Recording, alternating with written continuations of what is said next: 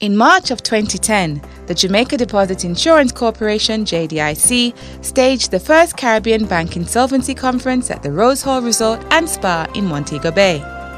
Over 20 experts from countries across the Caribbean, Canada, the United States and United Kingdom spoke on issues relevant to the global financial crisis, international initiatives towards best practices and resolutions for bank insolvency. In today's episode, we'll feature the address of David Abednego, Acting Director of the Financial Services Commission in the British Virgin Islands, BVI. Mr. Abednego discussed the liquidation of insolvent banks under the BVI's Insolvency Act of 2003. We'll also feature the presentation of Phillip Wood QC from the law firm Allen & Overy in the UK. Mr. Wood spoke on the topic of the insolvency of financial institutions, some general principles.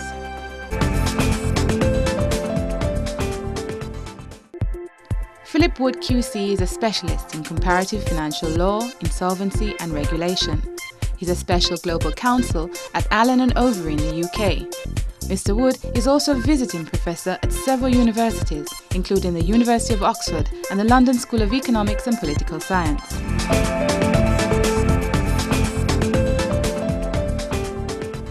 At the moment, we are actually at quite a crucial point because you know, it's very sweet how we got ourselves into this. You know, I don't sort of blame anybody except our capacity for hope and fallibility and all of that. But what counts to me is how we get out of this. And I'm not talking about exits on quantitative easing. I'm saying, how do we actually work this out? And when you go through all of these thousand things, yeah, we got capital, liquidity, shorting, millions of things. A lot of, I think just completely not on target. But not a lot of figures there. But there is one thing which I do want to mention to you, because I think that is something which is happening. I'm talking about the idea that we should nationalize banking law. Now, one of the things which tends to happen when there is this sort of crisis, and you get this tremendous indignation, is the desire for governments to take control. And they don't really take control now through, taking over companies. Sometimes they have to do that, in a crisis. At present, governments take control via the legal system.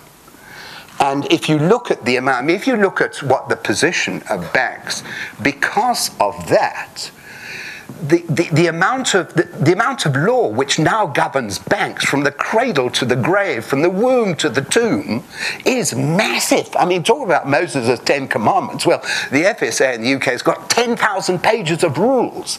There never has been an area of human endeavour where we have been so terrified, so panicked, so that we've got to have rules. And despite those rules, they didn't work. And so we pile on more rules. Some sort of regime is needed, which is of a coercive nature, because you need to be able to act quickly. And so the ordinary bankruptcy laws aren't going to. You've got to be able to do all sorts of things with the shares. You've got to be able to do conversions. You've got to be able to split off assets, liabilities. You've got to be able to do all of that because of the speed and the speed of the reaction which is required. And so there needs to be some sort of mandatory, coercive, powerful sledgehammer force. And I don't disagree with that. But the question is, banks are at the heart of our societies. They're at the heart of our legal systems. They pose fantastic risks if things don't go according to plan. I'm just saying that we have got an extremely sophisticated system of risk mitigants. We've got a ladder of priorities which has got about 40 steps on it from the top to the pot, all sorts of mini ladders stretching down from the super priority creditors, the set-offs, the custodianships, the collateral, protection of collateral through to the priority creditors, the depositors, then to the ordinary creditors, then down through the debts, the people who get nothing, you know, the hybrid subordinated debt, down to the equity shareholders, and then finally down to the creditors who get nothing at all. And that ladder is absolutely crucial. So if you change that ladder via what happens on the day in a bankruptcy statute, you can cause a massive dislocation of contracts and property rights, that I'm saying. And the second thing I'm saying is that if the authorities have got powers, which they do, for instance under our Banking Act 2009, which is quite a panicky sort of act, I sort of blush when I read something like that, to be honest. If you want to go the coercive route, which I understand, there need to be safeguards. And those safeguards, I'm not saying we have to have courts involved, and I'm certainly not saying that regulators should be visited with liability. I'm against that. I'm against tough liabilities on regulators. They need to be free. They've got to be able to act quickly. And, you know, in all cases, there must be nothing which sort of holds them back. But there needs to be the recognition of the bankruptcy ladder in some way, and the proper treatment of the people in the bankruptcy ladder who are similarly situated. And there needs to be some system of compensation which is clear. Now, I know that is switching. I know that's switching the credit risk from the banking system to the state. But that's it's another fact of life. It seems to me that that's pinning the supervisory responsibility and the consolidated supervision and the duties and the law you're going to be under on the home state, to me, makes sense. We know where we are. Insolvency is the great driver of legal systems. And everybody, and this was before the crisis, and if I do a post-crisis map of that, everybody has made changes to their ordinary corporate insolvency law. David Abednego is the Acting Director of the Financial Services Commission in the British Virgin Islands, BVI, where he leads the Commission's Insolvency Services Division and serves as the BVI's official receiver.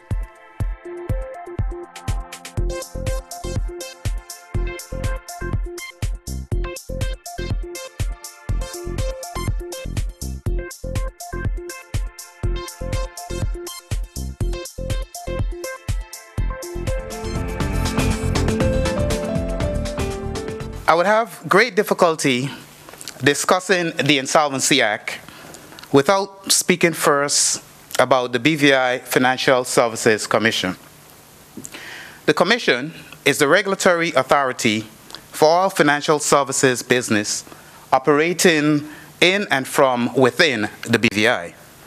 We regulate all financial service activities conducted in and from the BVI pursuant to relevant BVI laws to ensure compliance with relevant international standards and best conduct of business practices. We maintain the perimeter of regulated financial services activity to safeguard the public against any illegal or unauthorized financial service businesses operating, once again, from in and within the BVI. And in doing so, two of the many key pieces of legislation we use are the Bank and Trust Companies Act 1990 and the Insolvency Act 2003. The Bank and Trust Companies Act provides for three types of banking license in the BVI. We provide a general banking license for the purpose of carrying on banking business within and outside our jurisdiction. This rarely deals with our big commercial banks, which are like our Scotia banks and our First Caribbean. We also have restricted Class 1 and a restricted Class 2 banking license. Common restrictions are that the licensee will not receive or solicit funds other than from persons listed on the applications. And there, we're talking about private banks.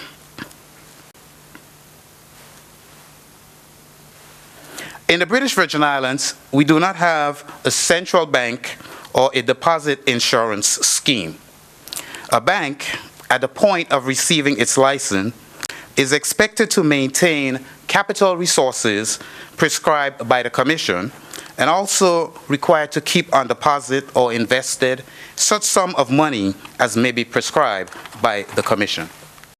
The current BVI insolvency law came into effect in August 2004. The whole regime comprises the Insolvency Act together with a complex web of rules, regulations, and a code of practice. The true purpose of the regime is to provide a predictable and effective safety net for our BVI-registered companies and those who do business with them. The Act was implemented following careful review of the insolvency systems of several other countries. However, it addresses particular issues relevant to the BVI position as an offshore financial center. So you will understand why we do all the best to protect our companies. The law also provides a wide selection of possible corporate insolvency procedures. Companies may enter a liquidation process voluntarily, which could be initiated by the company's own shareholders, or through the court, initiated by a petition from a wide range of possible applicants. Provisional liquidation is also available as an interim measure in certain circumstances. Receivership and administrative receivership procedures are available. A key provision in the Act is that all insolvency practitioners must be licensed and regulated in order to be appointed to any case. In relation to banks, the Commission has the power to make an application to the court to appoint a liquidator over that insolvent bank. A liquidator generally has duties as set out in the Act. 3 main duties. He is to take possession of, protect, and realize the assets of the bank. He is to distribute the assets or the proceeds of realizations in accordance with the Act, and he is to distribute any surplus assets in accordance with the same legislation. Under the Act, the liquidator has to prepare a preliminary report within 60 days of the liquidation.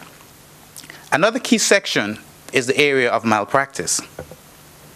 The liquidator, in carrying out his investigations into the affairs of the bank, is also expected to investigate potential liabilities of the bank's ownership, its former directors and managers, for any event of wrongful conduct.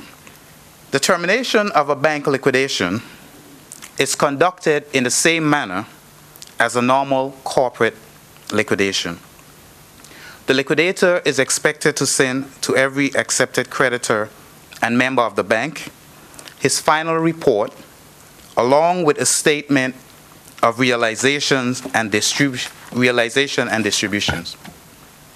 The global financial crisis has opened the eyes of our policymakers in the BVI, and several key amendments or separate pieces of legislation have been identified as necessary to protect the jurisdictions. Discussions are underway on the following topics: the creation of a bank depositors compensation scheme and all the requirements that comes with such a program, the tightening of the rules for the hearing of applications before a court pertaining to a bank liquidation, where application can be heard quickly so as not to have possible bank runs, and last but not least, having provisions that ensures that accounts of eligible depositors are transferred to another financial institution as soon as possible. In our next episode, we'll bring you highlights of the presentations delivered by Dr. Jennifer Daly, Senior Lecturer in the Department of Management Studies at the University of the West Indies, Mona campus, and Patrick Loeb, Director of Deposit Protection of Swiss Banks and Securities Dealers.